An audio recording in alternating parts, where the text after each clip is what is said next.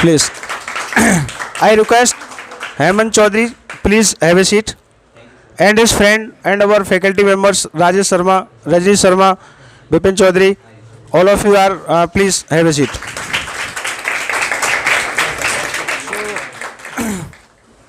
After a long wait, from our side, we are planning for last 2 days. We heartily welcome and congratulate to Mr. Hemant Chaudhary for getting 68 rank in PCS 2019. Before official honor, I would like to tell about something about Hemant Chaudhary. No doubt, today is a great day for us. Hemant Chaudhary गांव कमालपुर नहल जो कि अतरौली के पास में है, वहाँ के रहने वाले हैं। इनके पिता किसान हैं और माता गृहिणी हैं। हेमंत चौधरी 2 भाई बहन हैं और आप बड़े हैं, दीदी बड़ी हैं। अभी उनकी शादी हुई है और हेमंत भी शादीशुदा हैं। हेमंत की जो पत्नी है वो UP TET C TET qualified हैं और बीटीसी भी हैं। हेमंत की ये अपने बताएंगे खुद ही कि इनकी सफलता के पीछे राज क्या है, वो तो मैं नहीं कहना चाहता। लेकिन प्रोफाइल वाइज हेमंत ने जो पढ़ाई की है वो प्राथमिक विद्यालय सरकारी स्कूल से प्राथमिक एजुकेशन की, प्राइमरी एजुकेशन की, जूनियर एजुकेशन सरकारी स्कूल से की, 10th क्लास 2008 में किया, 12th क्लास 2010, 2013 में बीए और हेरिटेज स्कूल से बीएड किया फर्स्ट डिवीज़न। उसके बाद हेमंत, ये समय था जब मैं और हेमंत दोनों संपर्क में आए और हमने इन्हें 2015 वाले बैच में 15-16 में हमने इन्हें टेट के लिए तैयारी कराई और हेमंत ने पहले ही अटेम्प्ट में यूपी टेट क्वालिफाई किया। उसी क्रम में हेमंत ने 5 बार यूपी टेट और 3 बार सी टेट क्वालिफाई किया है।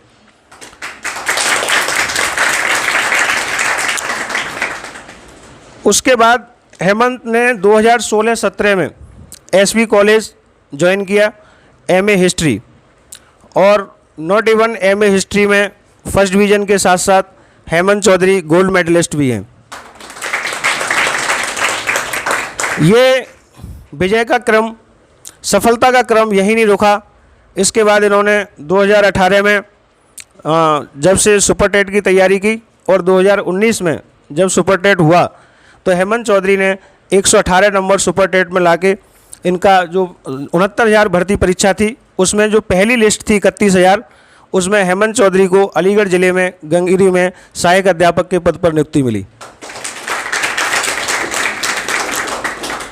इसके बाद इनको ये लगा कि अभी बहुत कुछ बाकी है, तो कहते हैं ना, उद्यमेने सिद्ध्यन्ति कार्याणि न मनोरथे न ही सुप्तस्व सिंहस्य प्रवेशयन्ति मुखे मृगा। जैसे कि आप उद्यम करते हैं उसी से सारे काम सिद्ध होते हैं, केवल मन के सोचने से नहीं। यदि आप अपने मन में सोच लेंगे कि मैं सहायक अध्यापक बन जाऊंगा या मैं पीसीएस बन जाऊंगा, उसके साथ साथ आपको मेहनत भी करनी पड़ेगी। जैसे सोते हुए शेर के मुख में हिरण अपने आप नहीं जाता, उसे भी प्रयास करना पड़ता है, चाहे वो जंगल का राजा ही क्यों न हो। तो उसी क्रम में इन्होंने अपनी मेहनत को बरकरार रखा, कंटिन्यूसली एफर्ट्स करते रहे। इनका सिस्टम ये था कि 2018 में जब इन्होंने सिविल के लिए पूरी तरीके से अपना माइंड मेकअप किया, तो वो बात मैं आप सबको भी कहना चाहता हूँ कि सुखार्थीन कुतो विद्या विद्यार्थीम कुतो सुखम, सुखार्थीन तजेत विद्या विद्यार्थीम तजे सुखम। जो सुख को चाहने वाला है उसके लिए विद्या कहाँ है, और जो विद्या को चाहने वाला है उसके लिए सुख कहाँ है, और जो सुख चाहता है वो विद्या को छोड़ देता है, और जो विद्या चाहता है वो सुख को छोड़ देता है। तो मोस्ट डिटर्मिनेशन के साथ, मोस्ट डेडिकेशन के साथ, हार्ड वर्क के साथ हेमंत चौधरी दोबारा से अपनी तैयारी में जुट गई। न दिल्ली गए न इलाहाबाद गए, और इस किसान के पुत्र ने ये सिद्ध कर दिया, यदि इंसान के दिल में सच्ची लगन है और उसका विजन क्लियर है, फोकस है, गोल है, उसके दिमाग में गोल क्लैरिटी है, तो वो कहीं पर रह करके भी कुछ भी कर सकते हैं।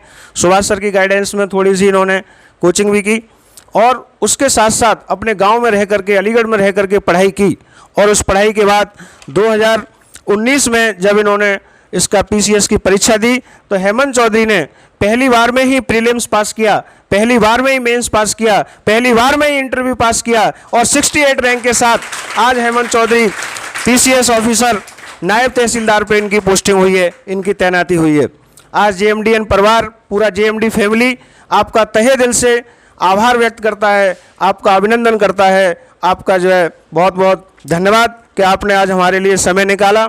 हेमंत से जब मेरी बात हुई, मैंने इनको बधाई दी तो इनका फ़ोन आया कि गुरुजी मैं आपसे जो है आशीर्वाद लेने ज़रूर आऊँगा। इससे ज़्यादा बढ़ कर के जेएमडी के परिवार के लिए, जेएमडीएंस के लिए, एसके शर्मा के लिए और कौन सी बात हो सकती है। इस बात का मैं व्यक्तिगत आपका ऋणी भी रहूँगा और आपने मुझे ये सम्मान दिया, उसके लिए मैं आपका बहुत बहुत आभारी हूँ। हेमंत चौधरी पिताजी और इनके दिमाग में इनके दोस्त हैं, वो उन्होंने काफ़ी इनको प्रेरणा दी। हेमंत चौधरी का मानना ये है कि यदि आप अपनी लगातार कंटिन्यूस यदि आप एफर्ट्स करते रहेंगे तो एक दिन आपको जो है सफलता ज़रूर मिलेगी। मैं अपनी बातों को ज़्यादा नहीं कहूँगा क्योंकि हेमंत चौधरी को भी बोलना है और आप लोगों को भी थोड़ी देर तो आनंद लेंगे, उसके बाद फिर घर जाने की रहेगी क्योंकि आपकी परेशानी में समझता हूँ कि आप मैरिड हैं, है ना, कुछ लोग नहीं भी हैं तो वो जिम्मेदारी है। तो इसी क्रम में मैं सबसे पहले रचना से ये कहना चाहता हूँ कि रचना आए और वह हेमंत चौधरी का स्टूडेंट्स की तरफ से रिप्रेजेंट करते हुए हेमंत चौधरी को बुकिप से जेएमडी में स्वागत करें।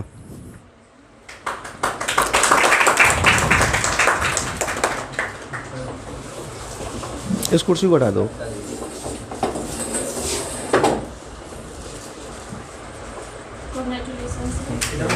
Please give big hands.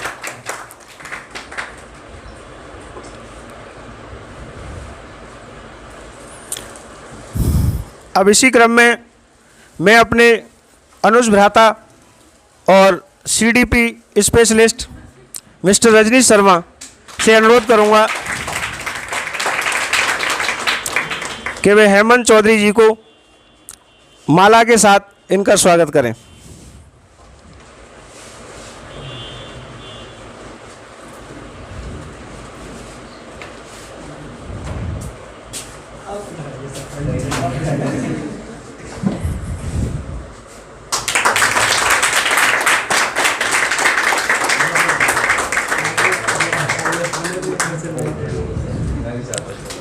इसी क्रम में इसी को आगे बढ़ाते हुए अपने अनुज भ्राता और हमारे भीम Rajesh Sharma sir, allrounder of all subject, most brilliant personality से मैं अनुरोध करूंगा कि वो शॉल उड़ा करके हेमंत चौधरी का सम्मान करें।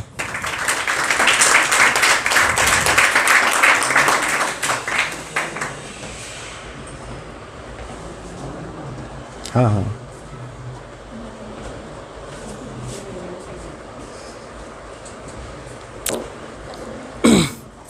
डियर स्टूडेंट्स, आपका जो कंटिन्यूस जो फोकस है वो अपना गोल आप बनाइए और उसके अकॉर्डिंग आप चलते रहिए, डेफिनेटली मंजिल मिलेगी। हेमंत भी आपकी तरह ही एक दिन क्लास में ऐसे ही बैठते थे और आज सम्मान प्राप्त कर रहे हैं। और राजेश सर अब शॉल उड़ा करके हेमंत चौधरी का जेएमडी एकेडमी की तरफ से सम्मान हेमंत जी को दिया जा रहा है। सब लोग ताली बजा करके हेमंत का सम्मान करें।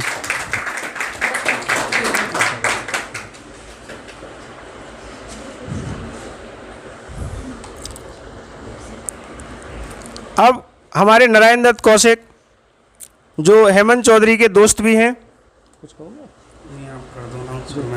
हाँ हाँ, हेमंत चौधरी के दोस्त भी हैं नारायण दत्त कौशिक, वो इनको एक एकेडमी की तरफ से एक पेन इनको गिफ्ट कर रहे हैं जिससे कि ये आगे इस कलम से पहले साइन ये किसी भी डॉक्यूमेंट पर करें तो हमारी इच्छा है कि वो जेएमडी एकेडमी का पेन चले।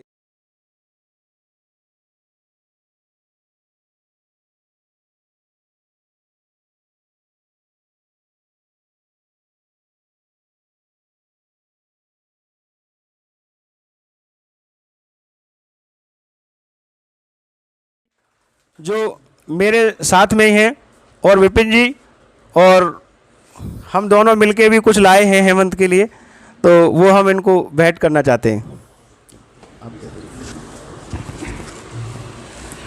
इसी कड़ी को आगे बढ़ाते हुए हमारे आदर्श बड़े भाई तथा हमारे मेन मोटिवेटर इस कोचिंग के डायरेक्टर श्री SK शर्मा जी से मैं अनुरोध करूंगा कि वो श्री हेमंत जी को प्रतीक चिन्ह भेंट करके सम्मानित करें।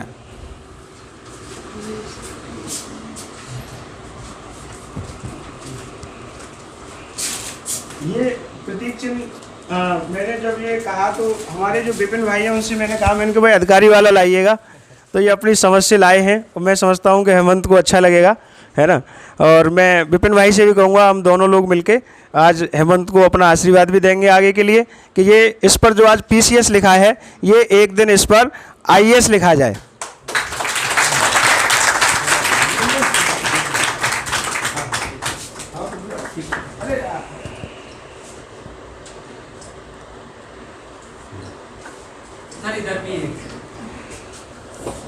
इसी श्रृंखला को आगे बढ़ाते हुए मैं श्री हेमंत जी से आग्रह करूंगा कि वो सभी प्यारे बच्चों को 2 शब्द कहें तथा मोटिवेट करने का कष्ट करें।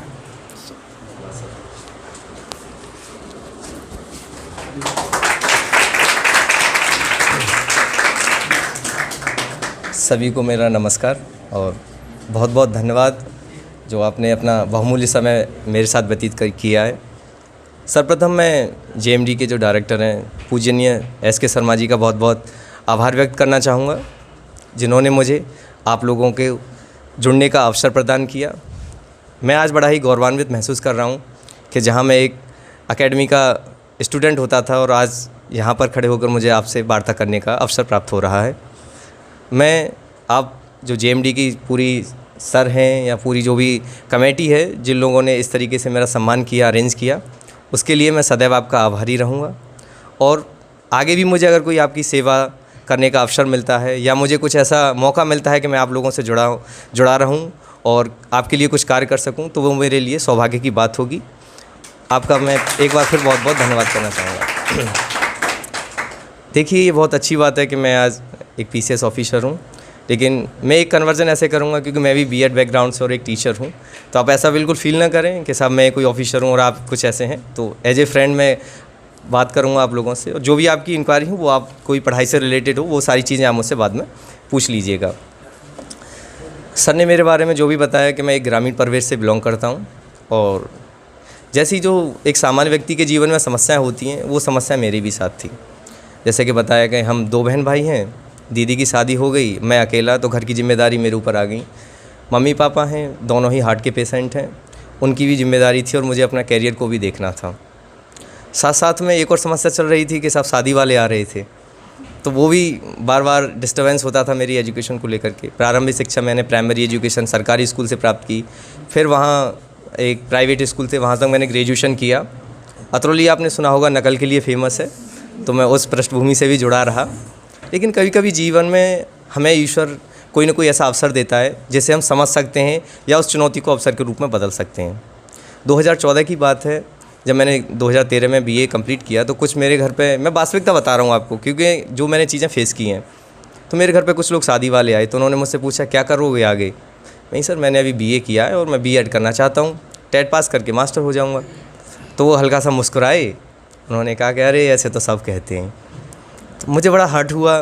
फिर मैंने पिताजी से कहा, मैंने ये तो ऐसे कह रहे हैं, क्या कह रहे हैं, वो सही कह रहे हैं यार, कहाँ टेट फेट पास होते हैं, तुम यहाँ नकल माफियाओं से पढ़े हो, इसी वजह से शादी फादी कर लो, अपना यही जीवन कटेगा अच्छी तरीके से, गांव में सब कुछ चीज़ें हैं। मैंने कहा अच्छा सर, लेकिन वो चीज़ें मैंने नकारात्मक नहीं ली, वो मैंने एक चुनौती के रूप में देखा। मैंने एंट्रेंस क्लियर किया B.Ed का और मैंने हेरिटेज में एडमिशन लिया, और मैं ये पूरे अपने निश्चय के साथ आया कि उन्होंने अगर ये मुझसे कहा है कि साहब आपने B.Ed कर ली या ये कर लिया, मैंने ना पिताजी से ना किसी से कहा, मैं अपनी तैयारी में लग गया। मैंने B.Ed अच्छे मार्क्स से थ्योरी में और उसमें भी फर्स्ट डिवीज़न प्राप्त की, और पहले ही प्रयास में मैंने UP टेट क्वालिफाई किया। 2014 में जब मैंने B.Ed किया तो 15 में मैं सर के पास जुड़ा।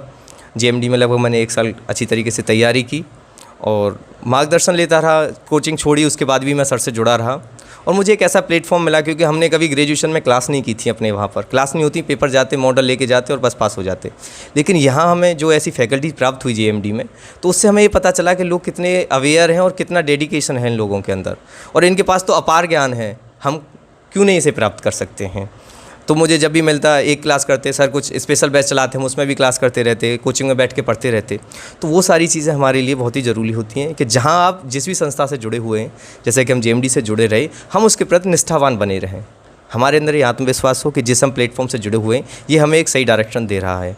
क्योंकि कोचिंग का ये तो नहीं कि साहब आप बिल्कुल ना पढ़ें और पूरी कोचिंग निकाल दें, ऐसा तो कुछ नहीं होता है। हमें पढ़ाई करनी होगी, लेकिन पढ़ना क्या है, तो ये चीज़ें हमारे लिए बहुत ही आवश्यक होती हैं। पहले मैं सुपर टेट के बारे में बता देता हूँ, पर फिर मैं सिविल सेवा की ओर जाता हूँ, क्योंकि आप लोग सुपर टेट की तैयारी कर रहे होंगे, तो मैं पहले उसी मेन पॉइंट्स पर आता हूँ। तब सुपर टेट का एग्ज़ाम आया 2014 में, हमने B.Ed की, उसके बाद कोई भर्ती नहीं आई। LT ग्रेड की भर्ती आई, उसमें 22 लाख मेरा नहीं हो पाया। वहाँ बलिया में मेरा सेंटर था, उसमें 12 बंकी में, तो सब कुछ इतना आने जाने में समस्या हो गई कि मैं अच्छी तरीके से एग्ज़ाम नहीं दे पाया। फिर भी मैंने अपने मनोबल को नहीं गिरने दिया। मैंने कहा चलिए आगे और अवसर आएंगे। तो तब सुपर टेट की जो परीक्षा आई वो जनवरी में परीक्षा थी हमारी, 6 जनवरी को। दिसंबर में काफ़ी ठंड पड़ती थी, मेरे साथ और 1-2 दोस्त थे, वो भी तैयारी कर रहे थे। तो ये है कि अगर पढ़ाई कर रहे हैं, कुछ अगर रजाई में दुबक गए तो आपको नींद आएगी, और नहीं तो आप फिर किस तरीके से पढ़ाई करेंगे। लेकिन मैंने अपना, वो कहते हैं ना कि अपने आप को झोंक दिया था उस परीक्षा के लिए, क्योंकि मेरे पास और कोई विकल्प नहीं था। या तो मुझे नौकरी चाहिए, नहीं तो फिर मैं किस मुंह से घर में जाऊंगा, जो कि मुझे 4 साल से गांव के लोग बाहर से देख रहे हैं कि हाँ सब कुछ बनकर आएंगे। तो कोई भी परीक्षा हो उसके लिए आप पूरी तरीके से 100% दीजिएगा अपना। अगर हम रणनीति की बात करें तो बेसिकली हम सर के गाइडेंस में UP टेट की तैयारी कर चुके थे। तो लगभग 5 विषय तो आपके वही टेट वाले उसमें आते हैं। आपका साइकोलॉजी जो भी आता है, हिंदी, इंग्लिश है, संस्कृत की जो भी बच्चे हैं, मैथ का जो पार्ट्स है। उसके अलावा फिर मैंने कुछ ऐसे कि एक अग्रवाल पब्लिकेशन की बुक आती थी, मैंने उसे लेकर के तैयारी की। तो अच्छी बुक है, अगर आप चाहें तो उसे देख सकते हैं। हिंदी के लिए जैसे लूसेंट, इंग्लिश के लिए मैंने बेसिक जो किताबें थी उनसे तैयारी की। और सर के जो नोट्स थे साइकोलॉजी के, मैंने उसके अलावा कोई बहुत ज़्यादा किताबें नहीं तैयार की थी, क्योंकि उसमें इतना डाटा था कि वो उन सारी चीज़ों से मेरे कवर होते जा रहा था। GS के लिए मैं कुछ देखता था। सबसे पहले मैं जो टेट में भी जो SST के पेपर थे, मेरा SST है, तो मैं उनके लास्ट ईयर के पेपर्स को देखता था कि क्वेश्चन कहाँ से बन रहे हैं। जैसे अगर हिस्ट्री की हम बात करते हैं तो अब हिस्ट्री में जो राजनीति का क्षेत्र है वहाँ से क्वेश्चन नहीं बनते हैं, मॉडर्न हिस्ट्री से ज़्यादा क्वेश्चन बन रहे हैं। जैसे कि स्वतंत्रता आंदोलन है हमारा, गांधी जी का वो है। तो सबसे पहले आप ये देखिए कि साहब हमारा सिलेबस क्या है और कहाँ से क्वेश्चन पुटअप हो रहा है। तो आप उन्हीं क्वेश्चंस को अच्छी तरीके से पढ़िए, जो भी टॉपिक हैं टॉपिक वाइज, कि हम जो एग्ज़ाम की डिमांड है। नहीं तो पढ़ने के लिए तो बहुत ज़्यादा सिलेबस है, आप किस तरीके से कितना पढ़ेंगे। उसके अलावा फिर ये था कि साहब जब हमने पहले तो थोड़ा बड़े बड़े नोट्स बना लेते थे हम तैयार, उसके बाद हम मार्केट से रद्दी लेके आते थे जो कि प्लेन पेपर्स होते हैं, और उन पर मैं बुलेट पॉइंट्स में सारी चीज़ों को लिखता रहता था। और मेरा पढ़ने का भी तरीका ये था कि अगर मैं रिवीजन भी कर रहा हूँ तो मेरे पास एक पेन और कॉपी होगी और मैं लिख के तैयार करता था सारी चीज़ों को। एक तो मेरा ऐसा था कि आंसर राइटिंग की मेरी कैपेबिलिटी अच्छी हो रही थी और लिख के कुछ अच्छी तरीके से मुझे याद हो रहा था, क्योंकि जब मैं वैसे याद करता था तो कहीं ना कहीं दिमाग इधर से उधर चला जाता था। तो आप ये प्रयास कीजिएगा कि अगर लिख के आप अगर समय ज़्यादा दे पा रहे हैं तो उस तरीके से तैयार कीजिएगा और चीज़ों को रिवीजन करते रहिएगा। अगर हमें ऐसा है कि कभी हम पढ़ते हैं और फिर हम रिवीजन नहीं कर पाते उसका, तो हमने यार हमने बहुत पढ़ लिया लेकिन भाई पता नहीं एग्ज़ाम क्यों नहीं हुआ। तो आप जब तक रिवीजन नहीं करेंगे तो आप जब वहाँ एग्ज़ाम हॉल में बैठेंगे तो इतना मेंटली प्रेशर होता है बहुत ज़्यादा, तो वो सारी चीज़ों को हम वहाँ से हटा सकते हैं। दूसरा, जैसे कि सर यहाँ हम जब वहाँ पढ़ते थे तब भी वहाँ टेस्ट सीरीज़ लगवाते थे, तो आप टेस्ट पेपर पर विशेष ध्यान रखिएगा। वो ये नहीं कि आपके वहाँ 90 मार्क्स आ रहे हैं तो वो आपके सुपर टेट में भी 90 आएंगे। आप चाहते हैं तो उसे बढ़ा सकते हैं, लेकिन आपको ये पता है कि हाँ मेरे 90 आ रहे हैं और कौन सा मेरा पार्ट्स कमज़ोर है अभी, तो उस पर काम कीजिएगा। मेरे वहाँ जब मैं टेस्ट देता था मेरे बहुत अच्छे मार्क्स नहीं आते थे, तो सर की डांट पड़ती थी कि यार तुम पढ़ते नहीं हो, टाइम से नहीं आते हो। मैंने कि चलिए सर मैं सुधार करूँगा। तो लेकिन फिर वो जब सर ने मुझे डांटा तो मैं धीरे धीरे जो मेरे क्वेश्चन गलत होते थे मैं उन्हें देखता था, लिख लेता था, फिर मैं उसी पर ज़्यादा काम करता था। तो वो चीज़ें परिणाम आपके साथ है। तो ये पूरी तरीके से ये सोच के चलिएगा कि हाँ जी हम तैयारी कर रहे हैं, उसके प्रति पूरी तरीके से समर्पित हों, और जब हम समर्पित हो जाते हैं तो ये निश्चित है कि हमें सफलता मिलती है, हमें कोई नहीं रोक सकता है। इस बात का पूरी तरीके से ध्यान रखिएगा। हाँ समय ज़रूर लगता है, लेकिन जब हम निरंतर प्रयास करते हैं तो सारी चीज़ें हमें हो जाती हैं। जैसे कि मुझे वो एक 2 लाना याद आ रही हैं कि जिनकी ऊंची उड़ान होती है उनके कंधों पर थकान होती है, कम बोलना और ज़्यादा करना यही उनकी पहचान होती है। तो ये बिल्कुल आप ध्यान रखिएगा। थोड़ा सा कुछ दिन के लिए सोशल मीडिया से दूर हो जाना, दोस्तों से दूर हो जाना। आज शायद मैं नहीं जानता जिन कौन कौन मेरे मिलने वाले मेरे रिश्तेदार आ गए हैं। जब मैं स्ट्रगल कर रहा था तो मेरा कोई नहीं था, सिर्फ गिने चुने मेरे दोस्त थे जिन्होंने मुझे बहुत सारी सहायता की, हर तरीके से मेरे लिए तैयार होते थे। तो ये देखिएगा कि हमारा फ्रेंड सर्कल कैसा है, वो क्या हमें मदद कर रहे हैं या नहीं कर रहे हैं वास्तविक तौर पर। जो लोग आपके वास्तविक हैं, एक फैमिली सबसे ज़्यादा हमारे लिए महत्वपूर्ण होती है। जो हमारे माता पिता होते हैं वो, या और कोई किसी का भाई बहन है, जो भी फैमिली मेम्बर्स होते हैं हमारा, वो हमारा बहुत भला चाहते हैं और तो सिर्फ ये दुनिया ये कहते हैं कि छलावा है। तो इसी वजह से आप पहचानना सीखिए कि इंसान कौन हमारे साथ है और कौन नहीं है। इन सारी बातों को हम देखते हैं कि सब जब मैंने 2018 में सुपर टेट की इस तरीके से रणनीति के साथ तैयारी की, हमें बड़ा अच्छा लगा। आंसर किया 117-18 मार्क्स आए हमारे, तो हम तो खुशी के मारे फूले नहीं समा रहे थे। अब तो कुछ दिन में टीचर हो ही जाएंगे। घर वालों को भी बड़ा अच्छा लगा, सब पहले ही भर्ती आई और उसमें बच्चा टीचर हो जाएगा हमारा। देखा कि दूसरे दिन ही 3-4 दिन बाद ही कोर्ट में स्टे हो गया और काफ़ी दिन तक अब फैसला आएगा। हम एक तरीके से डिप्रेशन में चले गए। मानसिक प्रताड़ना होती रही, रोज़ यूट्यूब पर देखते क्या होगा। लेकिन फिर भी मैंने अपनी हिम्मत नहीं हारी। मुझे लगा कि अब मुझे और कुछ बड़ा करना होगा, क्योंकि वो कहते हैं ना कि हमारे पास खोने के लिए कुछ भी नहीं है, पाने के लिए पूरी दुनिया पड़ी हुई है। तो मैंने उसी चीज़ को ध्यान में रखते हुए मैं फिर सिविल सेवा की तरफ अपना रुख किया और मैंने पूरी तरीके से 2018 के बाद अपने सुपर टेट के बाद सिविल सेवा की तरफ मैंने अपना रुख कर दिया। देखिए, कोई भी परिणाम होता है ऐसा लगता है कि सब बहुत सारी चीज़ें अच्छी हैं, खाना पीना सोना, बहुत सारी चीज़ों में हमें कटौती करनी पड़ती है। जैसे कि सर ने बताया कि अगर आप विद्या चाहते हैं तो उसके लिए सुख कहाँ है, लेकिन वो सिर्फ कुछ ही समय का है। आज शायद हम जीवन भर बहुत अच्छी तरीके से अपने आप को मैनेज कर लेंगे, लेकिन शायद 1 या 2 साल की जो मेरी कठिन परिश्रम था उसका परिणाम हमें बहुत अच्छी तरीके से मिलता है। सबसे पहले तो यह है कि हमें धैर्य बना के रखना होगा, हमें डिप्रेशन में नहीं जाना है। और जो आपके चेहरे से और व्यवहार से, वो कहते हैं ना कि व्यवहार ही हमारे व्यक्तित्व की एक पहचान होता है। वो झलके अलग दिखे कि हाँ साहब ये बच्चा या बच्ची पढ़ी लिखी है और इस तरीके से तैयारी कर रही है। हम रहते थे बड़े कूल एंड काल्म, कोई दिक्कत नहीं। डिप्रेशन भी है तो कोई नहीं, सामने वाले को क्या बताना हम डिप्रेशन में हैं, ये तो हमें पता है। ना कभी किसी से कहा, ना कोई स्टेटस डाला, ना फेसबुक पर डाला कि साहब हम तैयारी कर रहे हैं। क्योंकि अगर आप नहीं तैयार हो पाते उन सारी चीज़ों के लिए तो फिर आप हंसी के पात्र बनते हैं। तो अपने मन में रखिएगा और ये दृढ़ निश्चय कर लीजिएगा, क्योंकि बहुत से मार्ग आएंगे आपको भटकाने के लिए, लेकिन एक संकल्प ही काफ़ी है। आपको सब चीज़ें हमारी धूमिल होती चली जाती हैं। तो आपको ये विशेष ध्यान रखना है कि सकारात्मक सदैव बने रहिए, धैर्य रखिए और अपने ऊपर पूरी तरीके से एक मोटिवेट होते रहिए। देखिए, मोटिवेशन के लिए बहुत सारी यूट्यूब की वीडियो और ये सारी चीज़ें आती हैं, लेकिन मेरे मोटिवेशन का एक अलग तरीका था। पहले ये तो था कि चलिए साहब टीचर हो जाएंगे तो अच्छी खासी सैलरी आएगी, ये भी एक बड़ी मोटिवेशन वाली बात थी। लेकिन जब हम कभी दोस्तों के साथ कभी रोड पर खड़े होकर चाय वगैरह पीते थे, तो वहाँ से जब वो उत्तर प्रदेश सरकार की गाड़ी निकल जाती थी और वो हॉर्न और सायरन बजा देती थी ना, तो हमारी दिल की धड़कन बढ़ जाती थी कि यार इनका बड़ा भौकाल है यार, इन्हें सब पूछते हैं। तो हमें बस ऐसा लगता था कि बस ये उत्तर प्रदेश सरकार की गाड़ी पे हमारी पे लिख जाए, बस हमारा तो जीवन सफल हो जाएगा। तो वो एक चीज़ें आप कुछ भी जोड़ सकते हैं अपने आप से कि हाँ, वो हमें जब सपना आता था तो वही दिखती थी कि यार हाँ गाड़ी है, उस उत्तर प्रदेश सरकार लिखी होगी।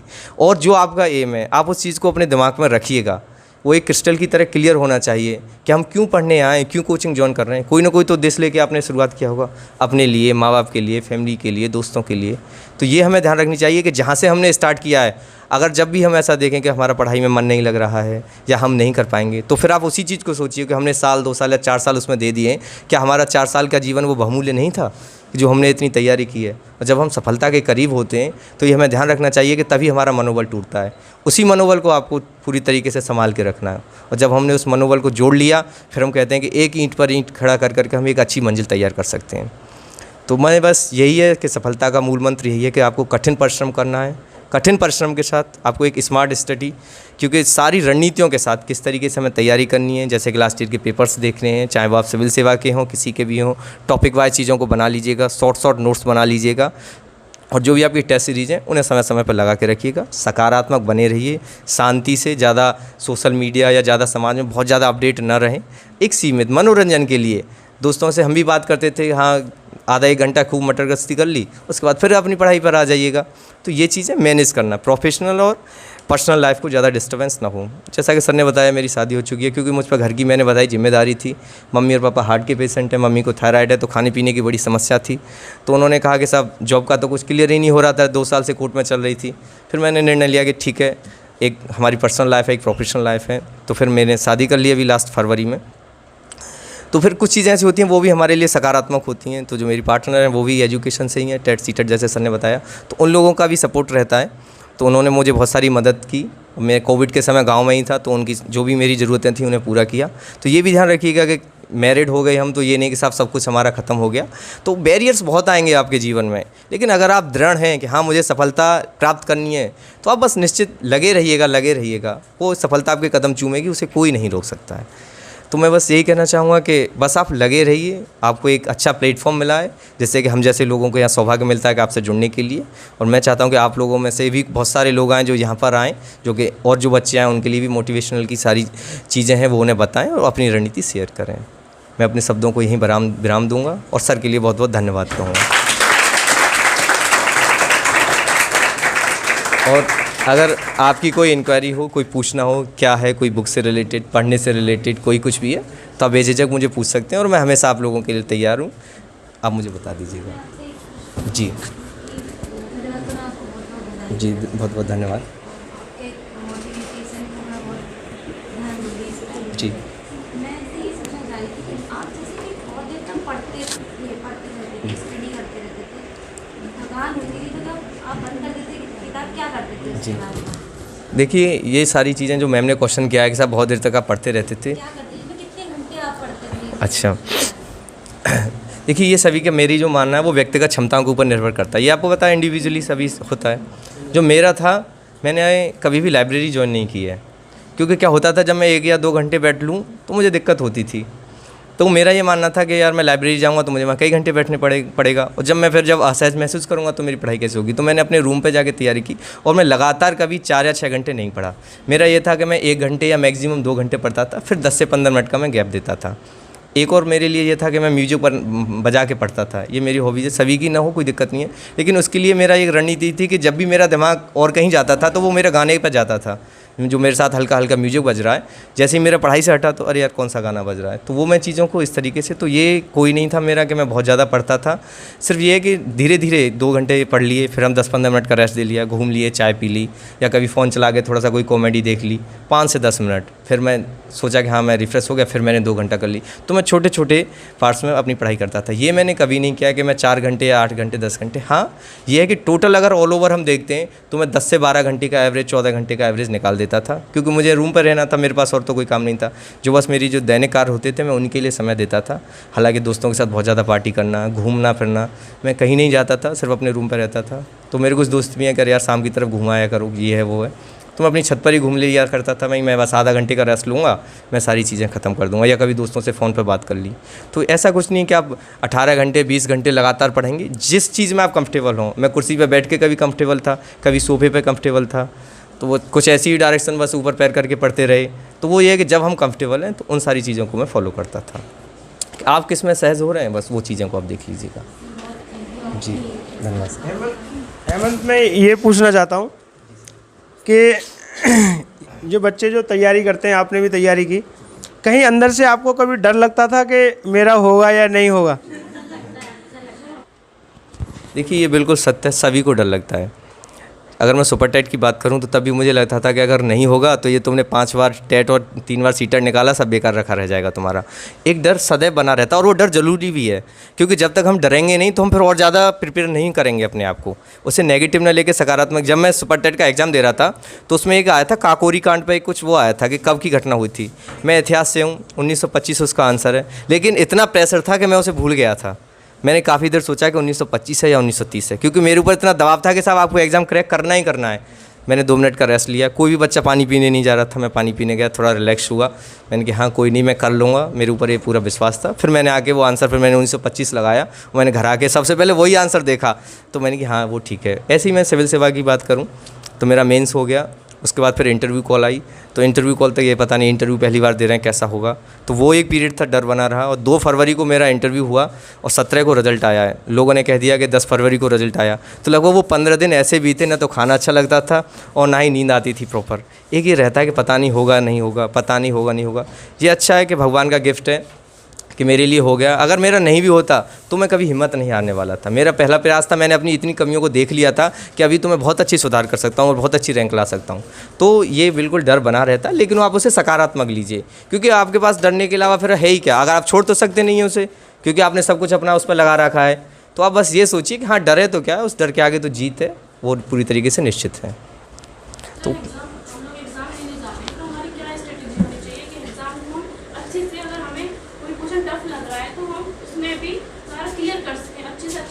जी देखिए, जो मैं एग्ज़ाम देता था वो मैं 3 टीयर्स में एग्ज़ाम को सॉल्व करता था। पहले ऐसे था, या वो सिविल सेवा का एग्ज़ाम हो या सुपर टेट, टेट कोई भी हो, और कुछ ऐसे क्वेश्चन थे कि जिन्हें मैं छोड़ देता था। तो जब मैं लगभग 50 से 60 क्वेश्चन कर लेता था या 80-90 क्वेश्चन मेरे कितने भी हो जाते थे, तो मैं उन्हें लगभग 45 मिनट में कर लेता था और 15 मिनट में उनको फिल कर देता था गोला।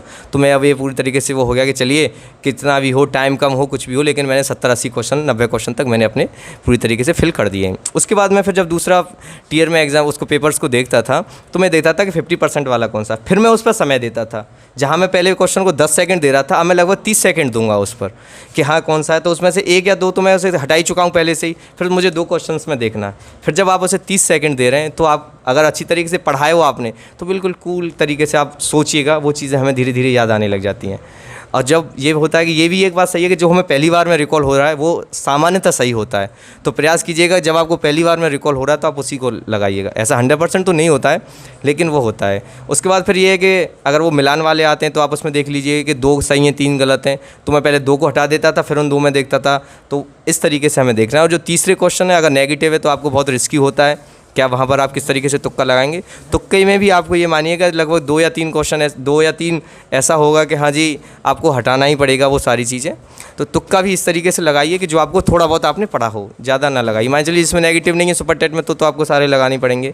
जैसे सुपर टेट का मेरा जो मैं सोचता था, मैं 110 मार्क्स का टारगेट लेके चलता था, मैंने 110 आ जाएंगे बहुत है, लेकिन मैंने तुक्का लगा दिया, मेरे 7-8 क्वेश्चन और बढ़ गई। तो ये ध्यान रखिएगा कि हमें जो चीज़ें करनी है 50 और उस तरीके से, और फिर हमें जो श्योर लग रहा है तो उन सारी चीज़ों को ये हम समझ देखते में हैं। आया। इतनी बात समझ लो आप, एक तो फॉर्म टेट में भरे 20 लाख, डज नॉट मैटर।